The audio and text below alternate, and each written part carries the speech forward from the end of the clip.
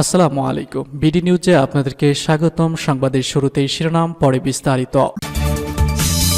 বারবার যুদ্ধবিরতি লঙ্ঘন, রাগে ক্ষোভে ইসরায়েলে বৃষ্টির মতো রকেট ছুড়ল হিজবুল্লাহ, চোখে মুখে অন্ধকার দেখছেন নেতানিয়াহু। এদিকে যুদ্ধবিরতির পরও লেবাননে মুহুর্মুহু হামলা চলছেই। সিরিয়ার বিদ্রোহীদের হাতে আরের শহর পতনের মুখে।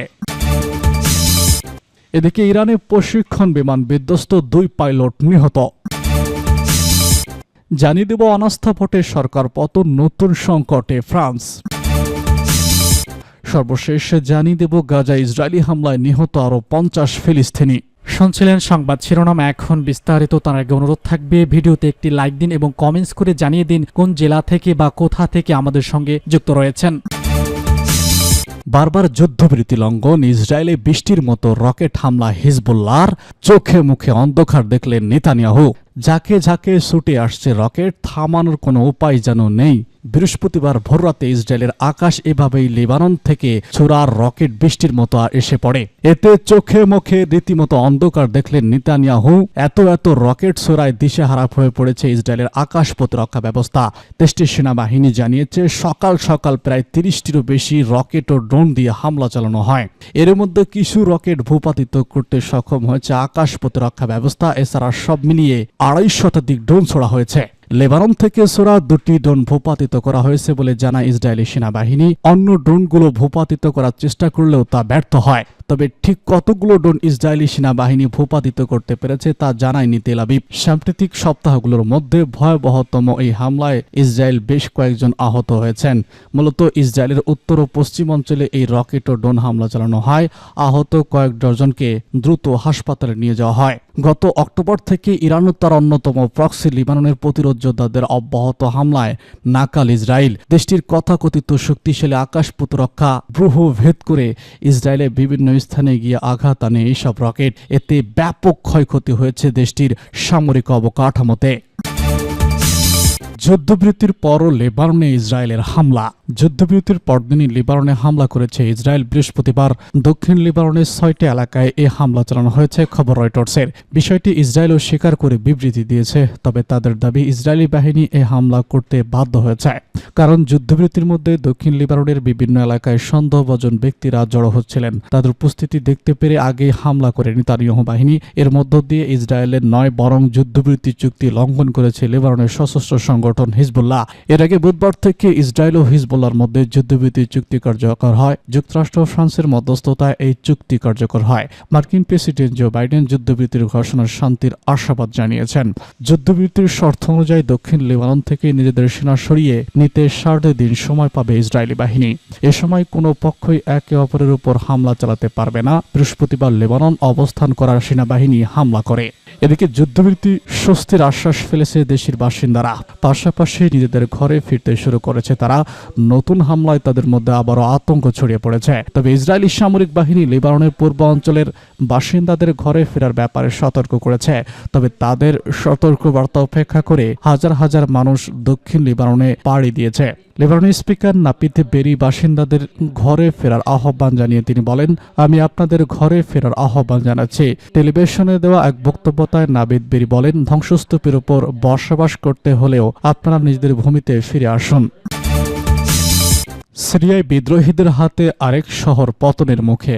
সিরিয়ার দ্বিতীয় বৃহত্তম শহর আলেপ্পো এবং ইদলিব প্রদেশের গুরুত্বপূর্ণ শহর মারাত আল মুমান শহরের পরে এবার আর এক জনপদ হামার দোরগোড়ায় পৌঁছে গেছে 2টি বিদ্রোহী সশস্ত্র গোষ্ঠী হায়াত তেহরি আল শাম এবং তাদের সহযোগী ইস আল ইজ্জার ও যৌথ বাহিনী। বিদ্রোহী শিবির এবং সিরিয়ান অবজারভেটিভ ফর হিউম্যান রাইটস বুধবার জানিয়েছে বিদ্রোহীরা যোদ্ধারা শাহ শহরের কয়েক মাইল দূরে অবস্থান করেছেন। মারশাহুর শহরতলি এখন তাদের দখলে। সিরিয়ার প্রেসিডেন্ট বাশার আল সাদাতের অনুগত সদস্যরা প্রতিরোধ গড়ে তোলার চেষ্টাও ব্যর্থ হয়েছেন। তবে এখনও বিদ্রোহীদের অগ্রগতি রুখতে রাশিয়া বিমান হানা চালাচ্ছে অগ্রবর্তী বিদ্রোহী বাহিনীর উপর। উল্লেখ্য, HTS এর আগের নাম ছিল নুসরাত ফ্রন্ট। আমেরিকা, রাশিয়া সহ আরো বেশ কিছু দেশ এদের উগ্রবাদী গোষ্ঠী বলে চিহ্নিত করেছে। তুরস্কের মদতপুষ্ট আসাদ বিরোধী বাহিনী সিরিয়ান ন্যাশনাল আর্মি ভেঙেই তৈরি করেছে এই গোষ্ঠী। অন্যদিকে জেইশ আল ইজ্জার সাথে সম্পর্ক রয়েছে উগ্রবাদী গোষ্ঠীর IS এর। এই যৌথ বাহিনীকে তুরস্ক মদত দিচ্ছে বলে আসাদ সরকারের অভিযোগ। গত 13 বছরের বেশি সময় ধরে গৃহযুদ্ধ চলছে সিরিয়ায়। সেখানে লড়াই আয়োজিত রয়েছে বেশ কয়েকটি পক্ষ। 2011 সালে সিরিয়ার প্রেসিডেন্ট আসাদের বিরুদ্ধে গণতন্ত্রপন্থী সশস্ত্র গোষ্ঠীগুলোকে মদদ দিয়েছে আমেরিকা। পরবর্তী সময়ে আইএস এর অগ্রযাত্রার রুখতে ন্যাটো বাহিনী হামলা চালিয়েছিল। সামরিক বিশ্লেষকদের এক অংশ বলছেন, গত কয়েক মাসে ইসরায়েলি বিমান হামলায় আসাদ বাহিনীর অবস্থান দুর্বল হয়ে পড়েছে। তাই দামেস্ক শহর রক্ষার জন্য তাদের কঠিন চ্যালেঞ্জের মুখে পড়তে হতে পারে।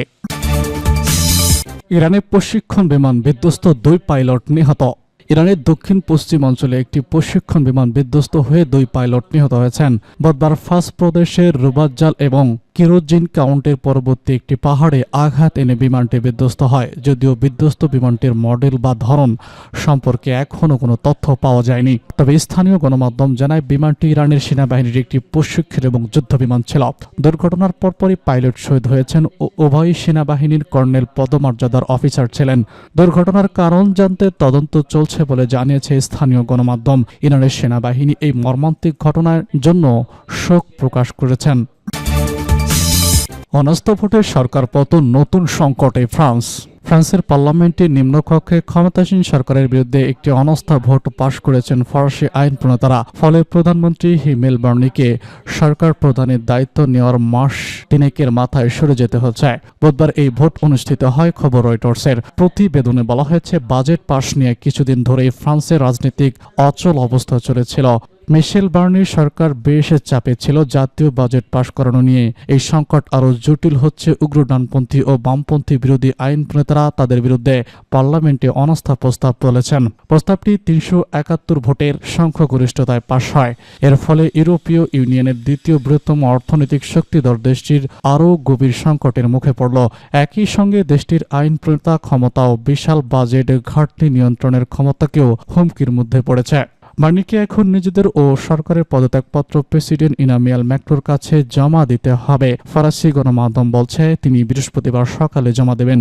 এমনটি করলে 1958 সালে ফ্রান্সের পঞ্চম প্রজাতন্ত্র শুরুর পর থেকে তার সরকারকেই হবে সবথেকে কম সময়ের সরকার। অনাস্থা ভোটের আগে সাংসদ মিশেল বার্নি বলেন, বাস্তবতা একটি অনাস্থা প্রস্তাবের জাদুঘর দ্বারা সাদৃশ্য হবে না। বাজেট ঘাটতি যে কোনো পরবর্তী সরকারের জন্য সমস্যার কারণ হবে। 1962 সালে জর্জ পন্ডুপের সরকারের পর থেকে কোনো ফরাসি সরকার অনাস্থা ভোটে পরাজিত হয়নি। গত জুন মাসে ম্যাক্রো আগাম নির্বাচন দিলে একটি জটিল ঝুলন্ত পার্লামেন্ট এবং বর্তমান সংকটের সূচনা হয়। এদিকে কঠোর ডানপন্থী ফ্রান্স দল ম্যাক্রোর পদত্যাগ দাবি করেছে। বার্নিয়ের পতনের উগ্র ডানপন্থী নেতা মেরিন লে পেলের দলও উল্লাসিত। দীর্ঘদিন ধরে তার ন্যাশনাল র্যালি দল সরকারের গঠনের অপেক্ষায় রয়েছে। বিভিন্ন কৌশলে সরকার গঠনের চেষ্টায় রয়েছে দলটি। তিনি বলেন, আমি ম্যাক্রোর পদত্যাগের জন্য চাপ দিচ্ছি না। প্রেসিডেন্টের উপর চাপ ধীরে ধীরে বাড়বে। কেবল তিনি এই সিদ্ধান্ত নেবেন। সামগ্রিক পরিস্থিতি নিয়ে বৃহস্পতিবার জাতির উদ্দেশ্যে ভাষণ দেবেন প্রেসিডেন্ট ইমানুয়েল ম্যাক্রো। গাজায় ইসরায়েলি হামলায় নিহত আরও 50 ফিলিস্তিনের অবরুদ্ধ গাজা ভূখণ্ডে ইসরায়েলি বর্বর হামলায় কমপক্ষে আরও 50 ফিলিস্তিনি নিহত হয়েছে। এর মধ্যে খান ইউনুসের আল সাউলিদ আবু ক্যাম্পে ইসরায়েলি হামলায় প্রাণ হারিয়েছে 20 জন। এই ঘটনায় আহত হয়েছে আরও বহু মানুষ।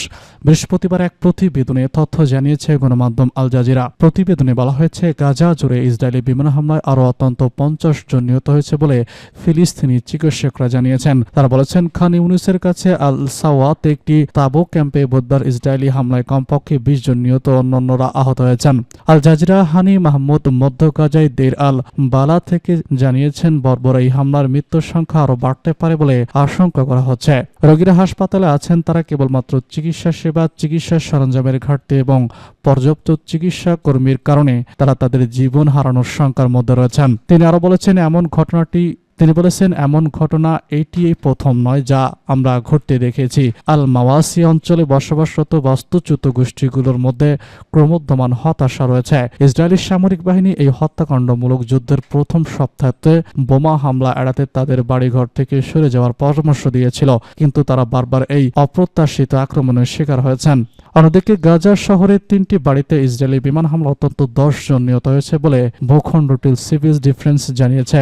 ধ্বংসস্তূপ স্তূপের নিচে আটকা পড়া অনেক লোককে উদ্ধারে অভিযান চলছে। চিকিৎসকরা জানিয়েছেন মধ্য গাজায় 3টি বিমান হামলায় শীর্ষ একজন চিকিৎসক সহ 11 জন নিহত হয়েছেন। মৃতের মধ্যে 5 জন একটি বেসামরিক লাইনে দাঁড়িয়েছিল বলে জানিয়েছেন।